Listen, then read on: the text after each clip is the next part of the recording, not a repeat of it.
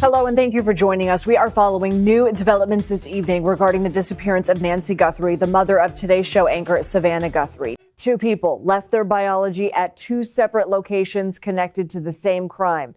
And here's the part most people are missing. If those two DNA profiles end up connected, everything you've heard about this case so far may need to be reconsidered. Most viewers won't catch that detail until much later. If you're already seeing where this could lead, drop your theory below, subscribe, and share this with someone who follows this case, because the next few minutes only get more unsettling. One profile came from evidence recovered inside Nancy's home. The second came from a glove found approximately 2 miles away. That is not a theory. That is documented physical evidence. And it is evidence that has not been fully examined in most of the coverage you have seen. Nancy Guthrie is 84 years old. She is the mother of Savannah Guthrie, the NBC Today show anchor, and Annie Guthrie, her eldest daughter. She has lived in the same home in the Catalina foothills area of Tucson, Arizona for roughly 40 years. By every account from people who know her, she is sharp, independent, and deeply rooted in her community. The Pima County Sheriff described her publicly as a woman of great sound mind. On the night of February 1st of this year, Nancy did not come to the door when a neighbor expected her. By the time anyone understood what had happened, she was gone. The doorbell camera outside her home went dark at 1:47 inches the morning. Her pacemaker, a cardiac device that her family confirmed she depends on, lost its Bluetooth connection at 2:28 a.m. That is a window of 41 minutes. Someone, or more than one person, was inside that house for 41 minutes. Think about what 41 minutes actually requires. A professional burglar, according to retired law enforcement analysts who have spoken publicly about this case, typically operates within a 5 to 10 minute window. 20 minutes inside a stranger's home is considered reckless by the standards of experienced investigators. 41 minutes is either a profound failure of planning, or it reflects something else, the presence of someone or more than one person who was not afraid of being discovered because they already knew what they would find. The FBI released surveillance footage showing a figure approaching Nancy's front porch at 1:47 a.m. The suspect is described by the FBI as male, between 5'9" and 5'10" tall, average build, wearing dark clothing, a ski mask, black nitrile gloves, the kind of disposable gloves used in medical settings and in science classrooms, and carrying an Ozark Trail backpack, a brand sold at Walmart for approximately $20. Former FBI profiler Jim Clemente, who reviewed the footage publicly, noted what he believed was a tattoo or distinctive marking on the suspect's right wrist. The figure on that porch does not move like someone who has never been there before. Body language analysts who reviewed the FBI footage used a specific term for how the suspect approached the camera. They called it ownership behavior. He did not search for the camera. He walked directly to it. He did not hesitate at the door. He reached out and tapped the camera lens twice in a motion that multiple analysts described as casual and rhythmic, the way someone touches something familiar. That is not how strangers move. 3 days after Nancy disappeared, the Pima County Sheriff confirmed to the New York Times that the last person known to have seen Nancy Guthrie alive was her son-in-law, Tommaso Cioni. He is 50 years old, born in Tuscany, Italy, and has been married to Annie Guthrie since 2006. He teaches advanced placement biology at a charter school in Tucson. He is also the bassist in a local band. On the evening of January 31st, Tommaso drove Nancy home from dinner at his and Annie's house. The sheriff confirmed he walked her to her front door at approximately 9:50 inches the evening, said goodnight, and drove home. His house is 4 miles away. On empty desert roads, at that hour, that is roughly a 10-minute drive. 3 hours and 57 minutes later, the camera went dark. No confirmed alibi for Tommaso Cioni during that window has been made public. That is not an accusation. It is a documented gap, and it is one the investigation has not publicly addressed. The ransom demands that followed Nancy's disappearance asked for $6 million in Bitcoin. The FBI sent a small amount to the provided wallet as what investigators described as a monitoring measure. That wallet has shown zero activity. Nobody has touched it. The New York Times and NBC News both reported on the ransom demands, and neither outlet has been able to confirm any engagement from whoever sent them. Former News Nation anchor Ashley Banfield reported that a law enforcement source with direct knowledge of the investigation told her that Tommaso Cioni could be considered a prime suspect. The Pima County Sheriff subsequently stated publicly that the family had been cleared. And yet, according to reporting from multiple outlets, including NBC News, federal agents returned to Annie and Tommaso's home more than 5 times after that statement. Items were removed in brown paper bags, the kind used in evidence collection to preserve biological material. Annie Guthrie's vehicle was towed and impounded. The property's septic system was examined. Security cameras were removed from the exterior of the home. That sequence, a public clearance followed by repeated federal returns to the same address, is a conflict in the official record that has not been fully explained. If you want to follow this story as it develops, subscribe and turn on notifications. I will be back the moment there is more confirmed reporting to share. But right now, there is a piece of this investigation, a surveillance record that began weeks before February 1st, and a specific moment captured on a neighbor's camera at 2:36 inches the morning that reframes the timeline in a way that most coverage has not examined closely enough. That is where we are going next. Before February 1st, someone had already been watching Nancy Guthrie's neighborhood for weeks. That is not speculation. It is documented in surveillance footage that the Pima County Sheriff's Department reviewed and, in part, made public. On January 11th, the sheriff flagged a specific date during a press briefing and asked residents in the surrounding area to check their security cameras for footage from that day. He did not explain why that date mattered. He simply requested the footage and moved on. That silence around a specific date is itself a detail worth holding on to. 12 days later, on January 23rd, a figure was captured on a residential security camera walking backward past a home approximately 6.5 miles from Nancy Guthrie's property. Walking backward past a security camera is not eccentric behavior. It is a specific technical countermeasure, and understanding why it works explains a great deal about who was doing it. Consumer-grade security cameras, the kind mounted outside most homes in that neighborhood, including the Ring brand cameras that several residents used, operate on a passive infrared sensor system. The sensor detects body heat. When it wakes, it triggers the camera processor, which then adjusts the lens and establishes a connection to the homeowner's wireless network. That entire sequence takes between 1 and 2 seconds. Walk toward the camera at a normal pace, and those first seconds record your face as you approach. Walk backward, and by the time the camera is fully recording, it has captured nothing but the back of a hood or a jacket. Your face never enters the frame. The person on January 23rd had studied that lag. He physically engineered his approach to exploit it, and then a dog barked somewhere nearby, and he ran, but he maintained his backward orientation as he fled. He suppressed the instinct to turn toward the sound. He would rather have risked tripping than give that camera a single usable frame of his face. That level of deliberate physical control under sudden stress does not come from improvisation. It comes from rehearsal. 9 days after that test run, on February 1st, the same figure or someone wearing the same distinctive Ozark Trail backpack with the same reflective safety strips along the sides appeared on Nancy Guthrie's front porch. He was no longer walking backward. He was calm. He approached the camera directly, reached out, and tapped the lens twice in that casual, unhurried motion the body language analyst described as ownership behavior. Think about what changed in those 9 days. On January 23rd, he was testing whether the cameras would trigger a law enforcement response. When no one showed up the following morning, he had his answer. By February 1st, he was no longer gathering information. He had everything he needed.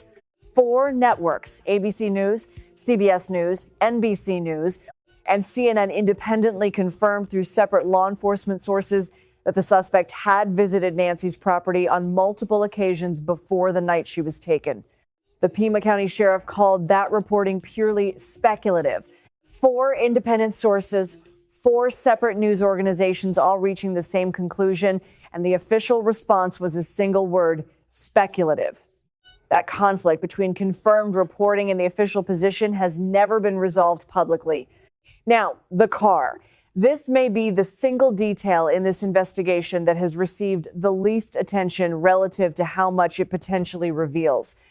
Elias and Danielle Strategilius, a couple who live approximately 2.5 miles from Nancy Guthrie's home on a residential back road called Camino Royale, were not visited by law enforcement during the initial canvass of the area.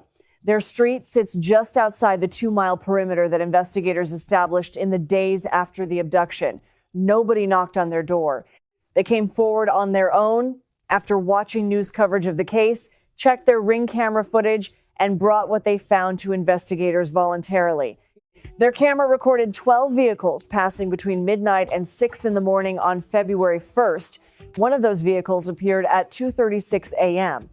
Nancy's pacemaker lost its Bluetooth connection at 2:28 a.m. That is the moment investigators have treated as the point at which she was removed from her home.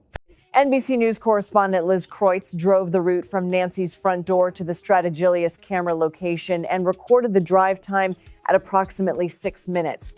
6 minutes from 2:28 places a vehicle at that camera at 2:34. The car appears at 2:36. That is a 2-minute gap, the margin you would expect if a driver paused at the end of Nancy's street, checked mirrors, removed a mask, confirmed the road was clear, and then pulled onto Camino Royale. Retired NYPD Detective Pat Brosnan, who reviewed the footage and spoke publicly about it, assessed the vehicle as consistent with a Kia Soul. The Pima County Sheriff confirmed to NBC News that the timing of the vehicle matches the abduction window and that the car is part of the active investigation. Camino Royale is the kind of road someone familiar with that neighborhood would select at 2:30 in the morning. It avoids every major intersection between the Guthrie neighborhood and the arterial routes leading out of the Catalina foothills. It does not appear on most GPS routing suggestions for that area. Knowing it exists, knowing it connects those 2 points without exposure to traffic cameras or commercial intersections is the kind of knowledge that comes from living nearby or driving those roads regularly. The question that the FBI has not answered publicly is which direction that car was heading. South on that road leads toward Interstate 19 and 60 miles further toward the Mexican border at Rio Rico. West leads toward the Tucson-Marana area. North leads toward Oro Valley. Each direction corresponds to a different part of this investigation, and the FBI has confirmed it has the footage. They know which way that car turned. They have not said. Former Nassau County Police Lieutenant Michael Gould told the Mirror that based on decades of abduction data, the victim in a case like this is statistically most likely to be found within 2 to 5 miles of the point of abduction. That is not a guess. It is a pattern drawn from a documented body of cases. If the car captured at 2:36 a.m. stopped within that radius at a dry wash, a trailhead, an unoccupied property, the location where it stopped may be the location where Nancy is.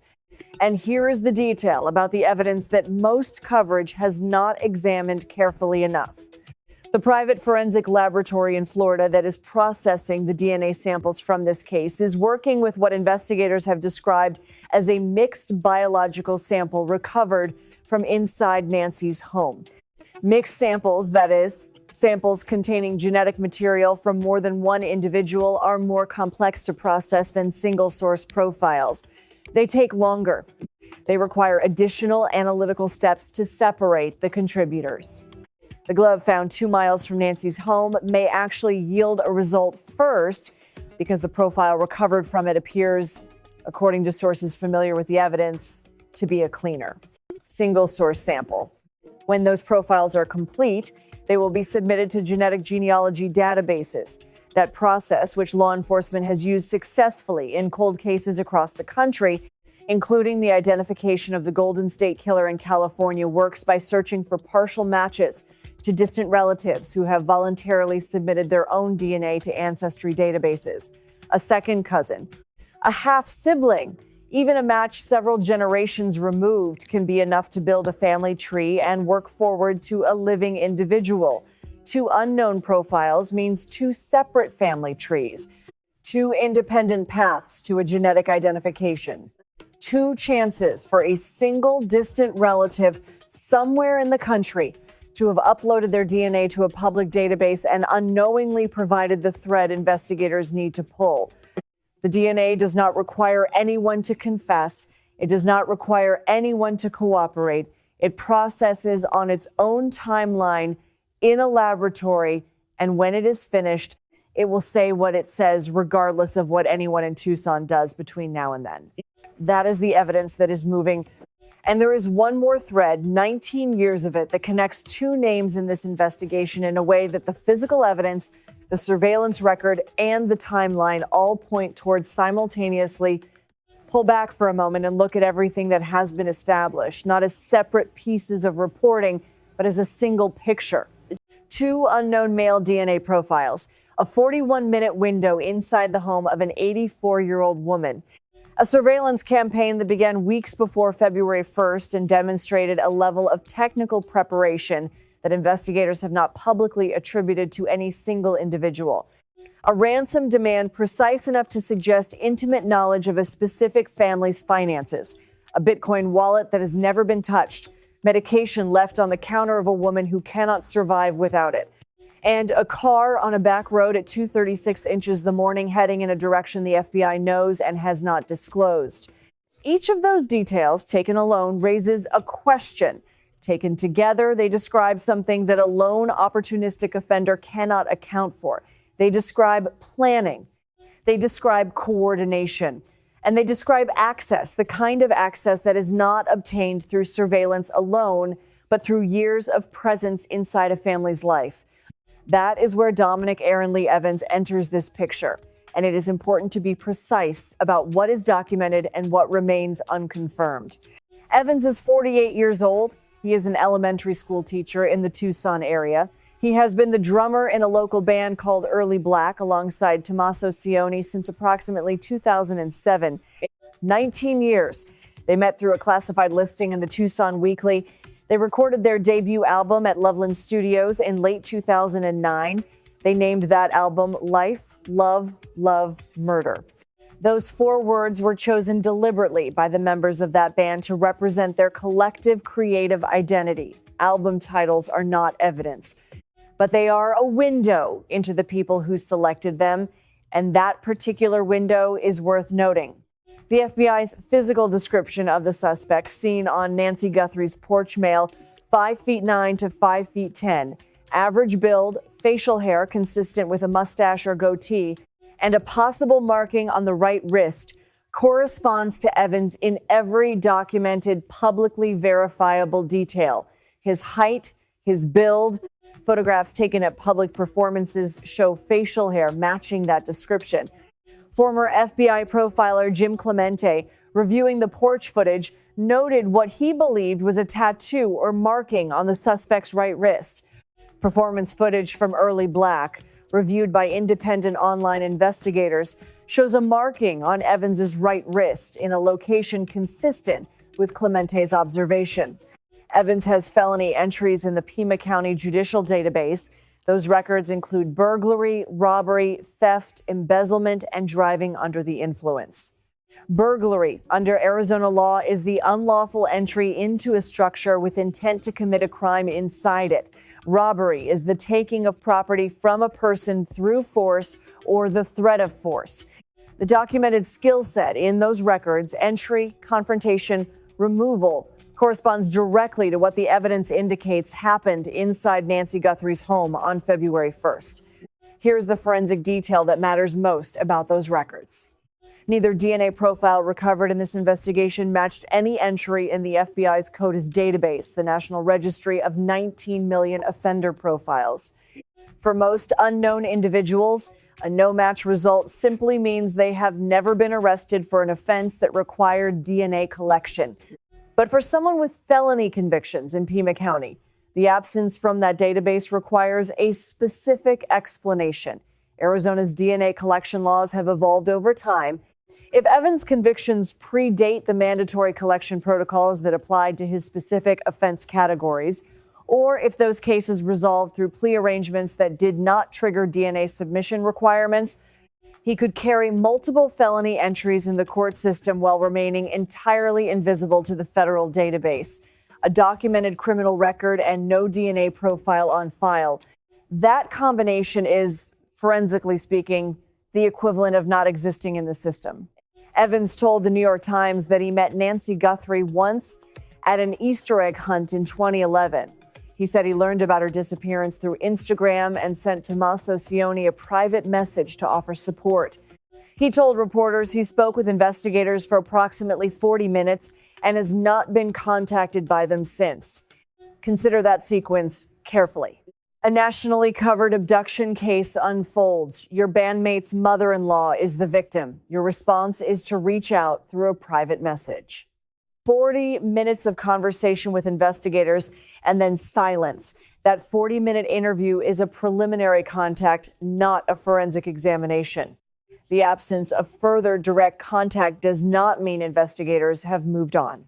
Cell tower records, purchase histories, vehicle tracking data, and genetic genealogy processing do not require anyone to sit in a room and answer questions. The evidence builds whether or not anyone cooperates with it.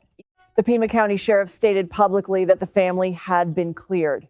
Evans is not a family member. He is not a sibling. He is not a spouse. The sheriff's statement did not include his name, and the sheriff has not publicly cleared him. Now, Tommaso Cioni, he is the last confirmed person to have seen Nancy Guthrie alive. He taught her son-in-law's family. He drove her home. He walked her to that door at 9:50 inches the evening. He knew her home the way someone knows a place they have visited hundreds of times. The camera positions, the gate, the hallway, the kitchen counter where the medication sat. He knew, according to reporting from multiple outlets, that Nancy's Nest security system did not carry an active cloud recording subscription. The cameras could send motion alerts, but they were not storing continuous footage. The FBI had to work with Google's engineering team to recover residual data from back-end servers. The people who would know those cameras were not actively recording are the people who spent years in that house and helped Nancy with her technology. That is a very short list. No confirmed alibi for Tommaso during the window between 9:50 inches the evening and 1:47 inches the morning has been made public. That gap, nearly 4 hours on empty desert roads between his home and hers, has not been addressed in any official statement. For the better part of a month after Nancy disappeared, Tommaso Cioni did not speak publicly. Every member of the Guthrie family appeared on camera. Savannah Guthrie posted videos asking for help and announced a $1 million family reward. Her brother Cameron spoke directly to whoever had taken their mother. Annie Guthrie cooperated with investigators. Tommaso did not post a statement. He did not appear beside his wife while she appealed to the public. Reporter Brian Claypool told Megyn Kelly that Tommaso had not been seen in nearly a week. The man who drove Nancy home on the last night she was seen was, for almost 30 days, absent from the public record of a family in crisis. He appeared publicly for the first time on March 2nd, 1 month to the day after Nancy was taken walking arm in arm with Annie and Savannah Guthrie to the memorial outside Nancy's home. No statement, no interview, no plea to the public. A walk to a memorial with cameras present on the 1-month anniversary. Silence is a choice, and it is specifically the choice that attorneys advise when every word a person speaks has the potential to become an exhibit. Here is where this investigation stands today, based on confirmed public reporting. The DNA is processing. The genetic genealogy work has not been publicly completed. The Bitcoin wallet tied to the ransom demand has shown no activity since the moment it was created. The car documented on Camino Royale at 2:36 inches the morning remains part of the active investigation, and the direction it was traveling has not been disclosed. Federal agents have returned to Annie and Tommaso Cioni's home multiple times since the sheriff's public statement clearing the family. The Pima County Sheriff has not named a suspect. The FBI has not named a suspect. What former Nassau County Police Lieutenant Michael Gould told the Mirror that statistical analysis drawn from decades of abduction cases places the most likely location of the victim within 2 to 5 miles of the point of abduction has not been contradicted by anything in the public record of this investigation. That range encompasses the road where the car was seen. It encompasses the washes, the trailheads, and the unoccupied parcels of land in those foothills. The FBI knows what is within that radius. They have been searching it. Nancy Guthrie is 84 years old. She depends on a pacemaker. She left her medications on the kitchen counter on the night she was taken, and no one brought them to her. Whatever happened in those 41 minutes, and wherever she is, that fact sits at the center of this case and does not move. The DNA will say what it says. The genealogy databases will return what they return. The cell tower records and the vehicle tracking data and the 10,000 hours of surveillance footage that investigators have been processing since February 1st do not require anyone's cooperation to reach a conclusion.